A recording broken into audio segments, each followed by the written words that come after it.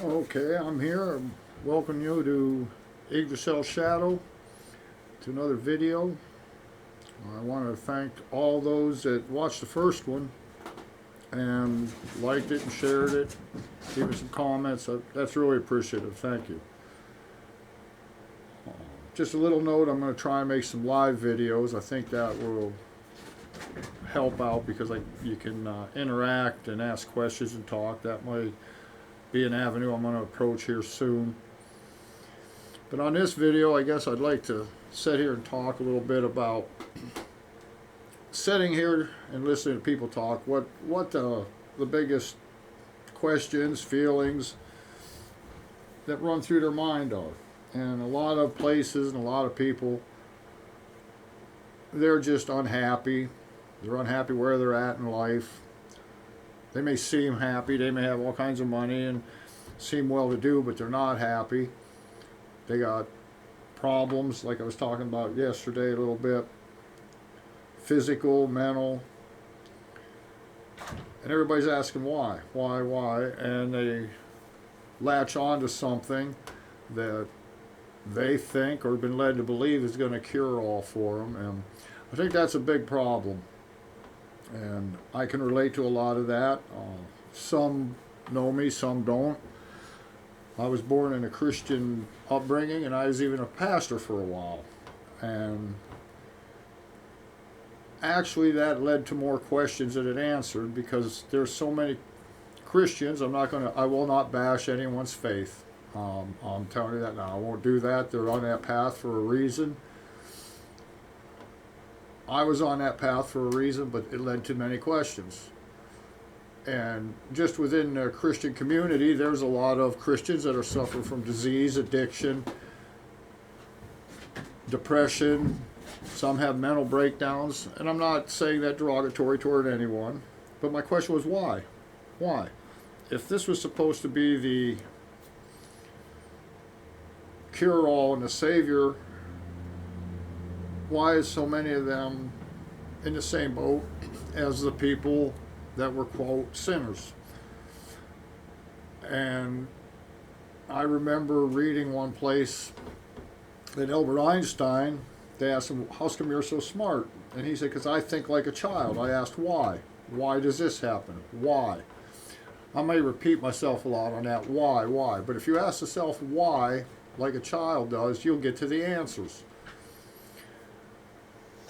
So I asked myself, why? And I really never found the answer. And that's where the big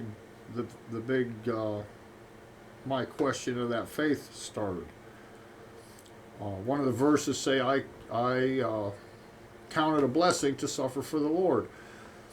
I don't feel that we are brought into this world to suffer. I think we're brought into this world for the total opposite, to enjoy life, to fulfill our desires, to experience what your soul wants to do. So I want to start out by saying, I'm going to say this just to keep myself out of the hot water, I guess. If you're seeking professional help on it, don't stop. If you're taking medication, don't stop. But there's a big difference between spiritual healing and philosophy than there is in the mainstream. And what I'm going to try and do is we'll just let the Spirit say what it wants to say, and we'll go from there. And this is a spiritual philosophy.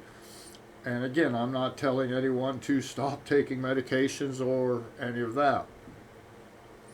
But from a spiritual sense, and this is pretty much worldwide, there's underlying things where they all overlap. And one of them is we all spiritual, all philosophical things that they sit down and talk, they have underlying things that they all talk about. And one is that everyone can agree on that we're a soul, and that soul came from somewhere and entered a body to be here to experience the physical world. And what happens is that soul it knows what it comes here to experience and want to do. And there's a little split again. Some people say that the soul comes here to learn how to be an alcoholic. That's what it wants to come to be and experience. I don't agree with that, because that isn't a happy life. I know of a man, he gets up at 3 o'clock in the morning, milks his cows, he farms, comes to work, works 8 or sometimes 10 hours a day, goes back, milks them. By the time he gets done with the chores, he's done at 9 or 10 at night, gets back up day after day after day. And people say, well, why don't you give up the farm? The farm pays for itself, his work pays for his other bills. But his soul, he is perfectly happy doing that. I've really never seen him mad, angry. He is just happy knowing that he can go out there, get on his tractor and plow the field or feed the cows and milk the cows. Even though it's not a profitable venture, he's happy doing it. So he wasn't brought in here to suffer, because the suffering that he uses at work, the benefits he gets of just being happy doing what he wants, that outweighs what we would call the suffering. So what happens is your soul comes into this physical body, and this physical body is nothing more than a bioelectrical, computerized machine. And the problem is you have a soul that is perfectly happy, knows what it wants to do, ends up in a body, but it can't really communicate in the physical world yet. It just, there's a barrier there. Just like a baby, when a baby comes out and it's born, it'll sit there, cry, it'll learn this, learn that, start to walk. Well, so too does the soul learn how to communicate. And it communicates through different ways, but the body is made up basically of your soul, your conscious brain, your subconscious or unconscious brain. Just like a baby, baby has to consciously learn how to eat. Grab a fork and put it up there. After it does it for a while, that's subconscious. It turns into the subconscious. Then you start doing things unconsciously. Some people have unconscious quirks. You know, they might scratch their neck. They just do it. They don't know they're doing it, but they're doing it. So the soul uses the unconscious to communicate with our conscious. And kind of like a computer system. I'm sitting here with a computer. I got a computer in the right hands, it'd be a great tool. I don't know that much about it. I'm going to sit here and admit that. I know there's widgets and all this stuff on your phones and this and this. And so what happens through life is people say, do this, do that, add this, just like a computer. Well, the next thing you know, you get viruses. But you can't give up that virus because it is a shortcut to something. So then you have to decide if you want that, and the next thing you know, people's computers are crashing and doing that. That's basically, if you look at it in the basic terms, that's what happened. Our souls come here with a perfect hard drive, perfect everything. It knows what it wants, tells us as a child what we want. And if you look as a child, most children are happy-go-lucky. They don't care when they start learning to dress themselves if they're wearing a purple sock and a green sock, a sandal and a flip-flop, a pair of yellow pants and a purple shirt. They don't care. They're happy. That's what they picked out. That's what they like. But immediately the parent says, nope, you can't wear that. That's ugly. Right there. There's a program. That child's being told what you want isn't good enough. What you want is wrong.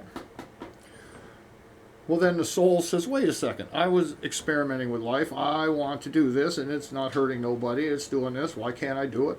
And it might come out in a cranky baby. It might come out in a baby with a gas, colic or something. That's the way the soul communicates to the humans in the physical world. And that's why there's sickness out there. From a spiritual point of view, if there's something going wrong in your soul, it will manifest itself somewhere in the physical world. I was reading a book about Reiki healing. I forget the man's name that started it. You have to forgive me. But he came back and he was healing people, and I think it was for 7 years. He was going around the town healing people, making the cripples walk, making all kinds of stuff, phenomenal stuff. One day he come to this guy, and there was a beggar sitting there. He was a little deformed and malnutritioned. And he went to heal him. He says, I healed you 7 years ago. He says, yeah. He says, but I found out it was easier to sit here and beg than to go out and work for a living. And at that moment, the healers realized you have to heal a person's soul for them to be physically healed.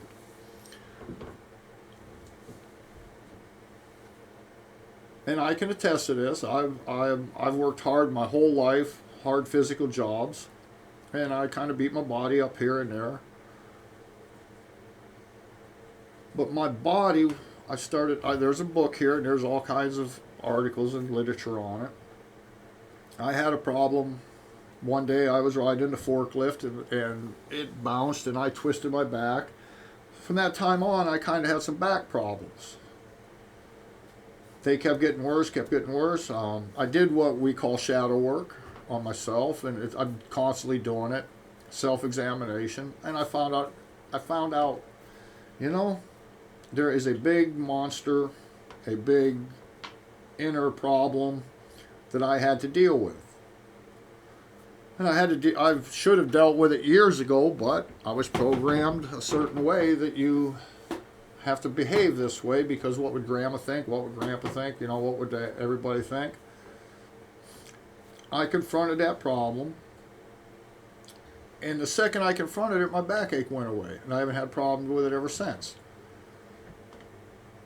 So I know, and there's times I will be walking or doing something and my elbow will start hurting, and I'll say, man, why is my elbow hurting? And I'll get the books out, start looking, and if it's the left elbow, the right elbow, it'll say this is the problem. And I'll start reevaluating myself and look at it and start changing it'll go away. That's your soul telling you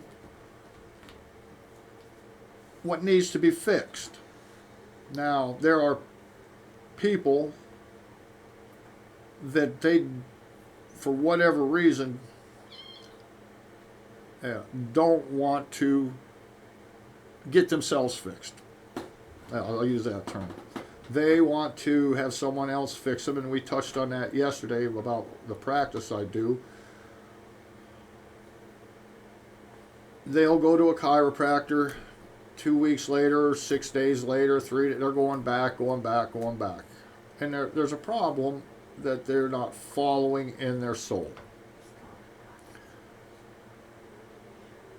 And that's where, when you're trying to communicate to people and tell them and show them and try and explain to them, they don't want to believe this, which that's perfectly understandable because of the programmings we've been put out for over the past however many years. So what I really want to do is I want to explain, yeah, you can be healed, but it's going to come out somewhere else.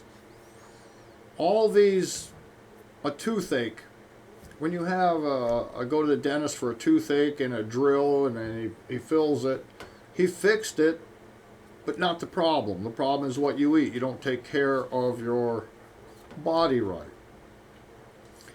You're eating the candy, you're eating that. So you didn't, that's the focus to me on spiritual healers. They should fix the soul, help get the soul aligned with the body so that the body can so that the individual, that's kind of the easy part. The hard part is convincing people, that's what the problem is. I listened to a great spiritual teacher, in my opinion, and he drinks cobra venom at certain festivals and stuff.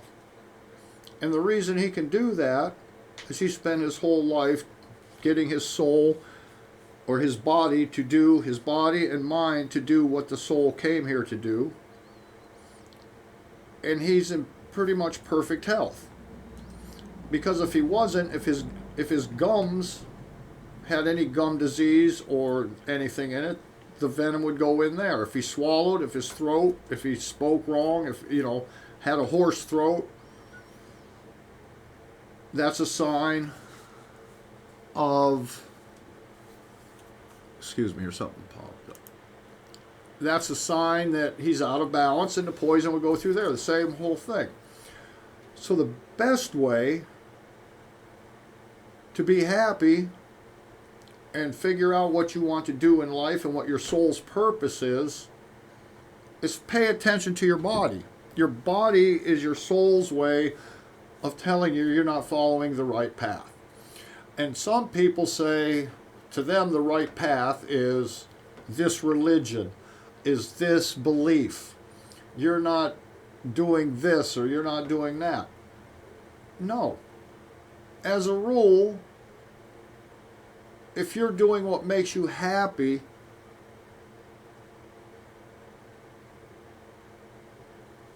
the path has nothing to do with making you happy. Okay, you all hear about the destination isn't the most important thing.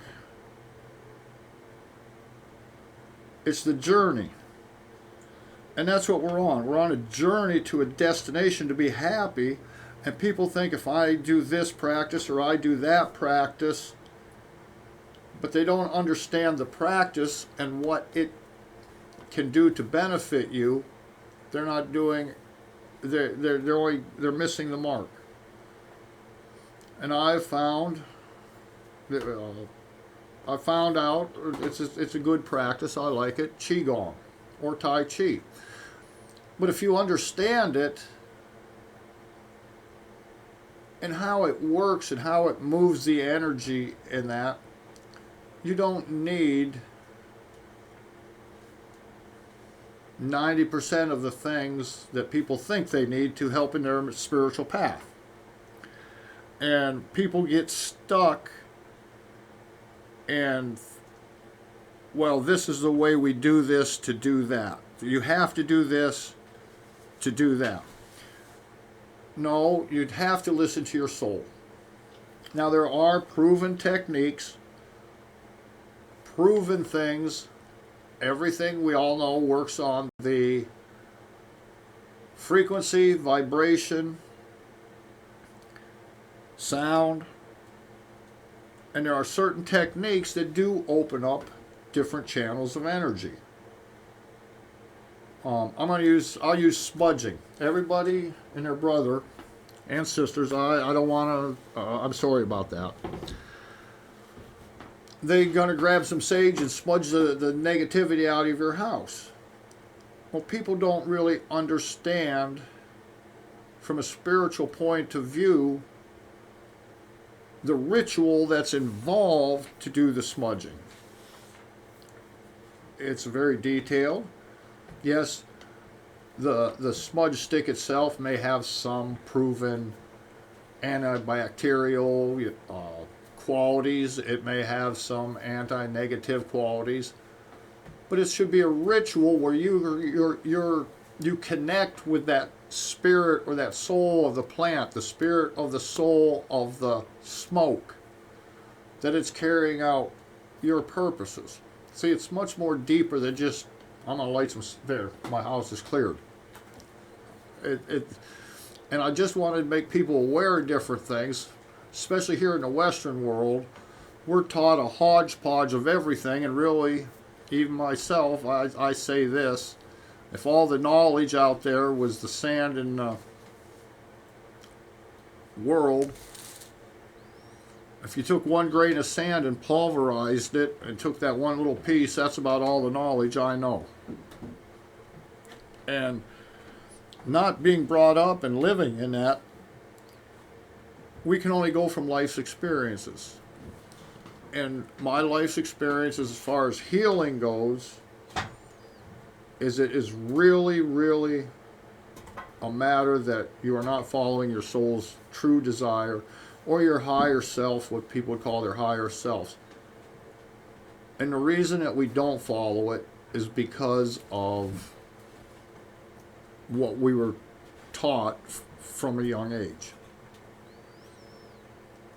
We have been taught, most people are living their life out of guilt of some sort.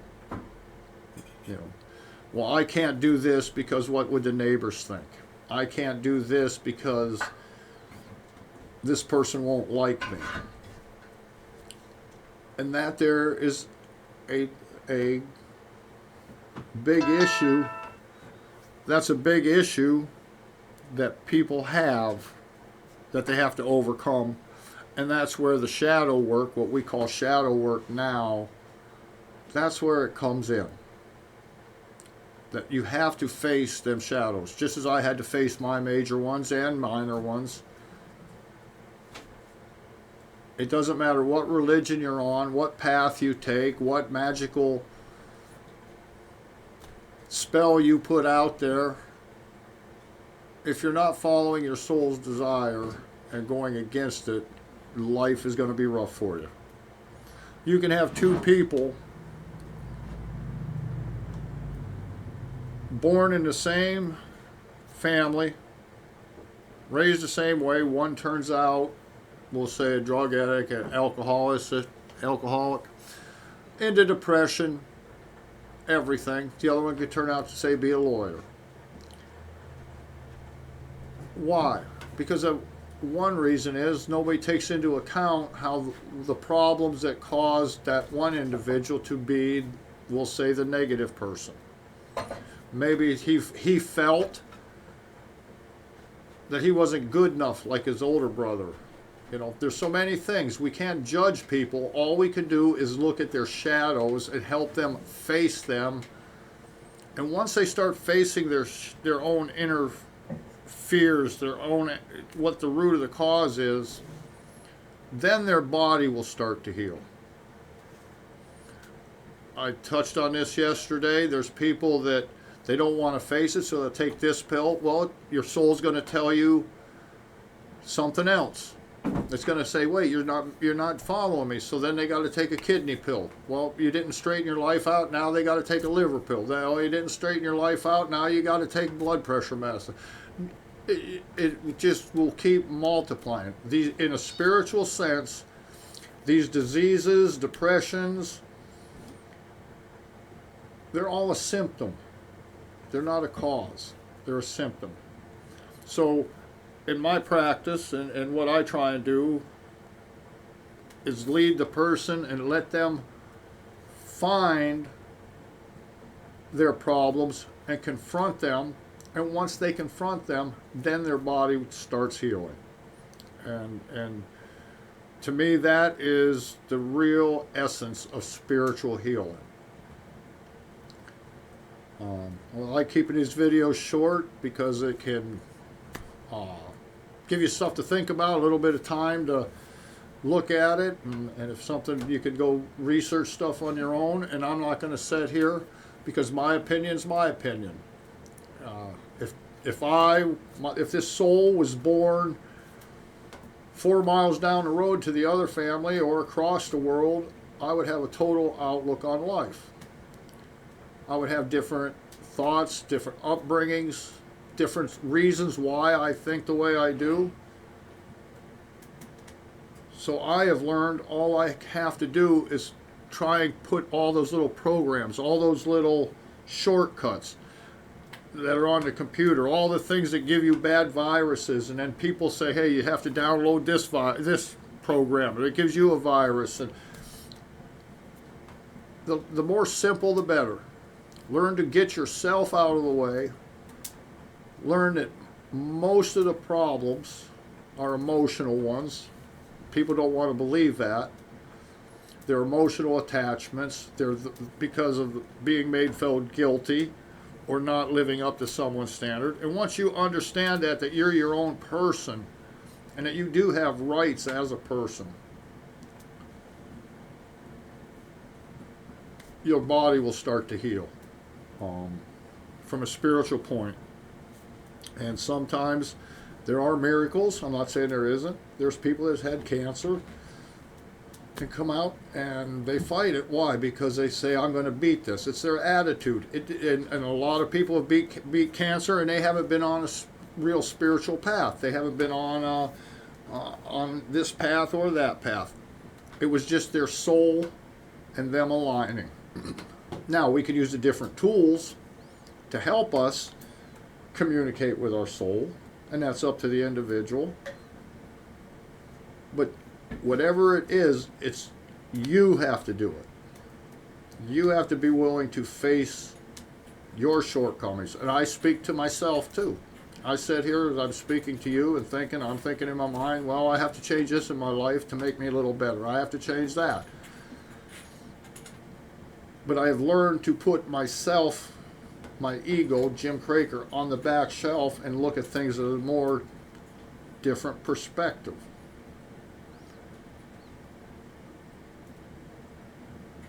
I guess the Spirit's about done with this. So, in my practice, just so you understand, that's my philosophy. That's how I think and feel, to help guide that person. And there's a lot of people that say, well, if I get rid of my backache and this, I can think clearly. Your backache's there for a reason. Change that, and then you'll be able to think a little more clearly. Again, I want to thank you for those ones that did watch the first video and shared it and liked it. I like that. This is all new to me. If you like this one, like I said, everybody I watch, hit the like button and the subscribe. I do want to start going live. I'm letting you know that. That gives, I guess, people can type in and ask some questions, and we can try that avenue. Once again, I want to thank you. May be blessed.